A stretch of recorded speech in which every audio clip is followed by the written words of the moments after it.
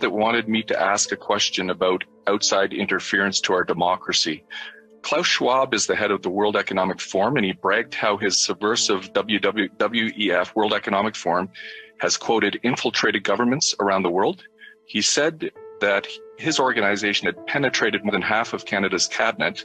And I was wondering, in the interest of transparency, could the member please name which cabinet ministers are on board with the WEF's agenda?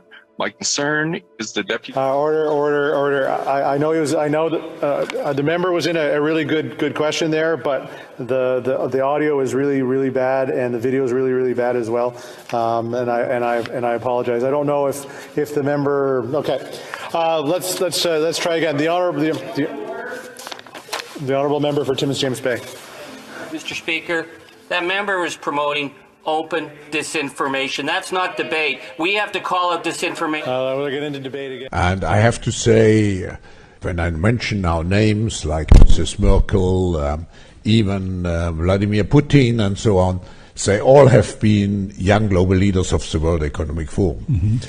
But what we are very proud of now is the young generation, like Prime Minister Trudeau, President of Argentina and so on, that we penetrate the cabinets.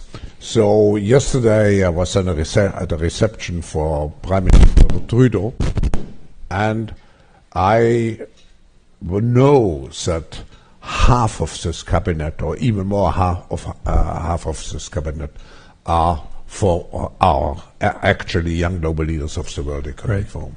And that's true in Argentina, too. Wow. Yeah. Sorry. That's true in Argentina as well. It's true in Argentina, and it's true in France now. Mm-hmm. I mean, with the president, who is a young global leader, but that we penetrate the cabinets, that we penetrate the cabinets, that we penetrate the cabinets, that we penetrate the cabinets. President Macron, President Trudeau, Boris Johnson, Ardern of New Zealand, the guy who in Australia, I can't remember his name, and the list goes on and on and on. Every one of those, interestingly, has been through Klaus Schwab's Global Young Leaders Program.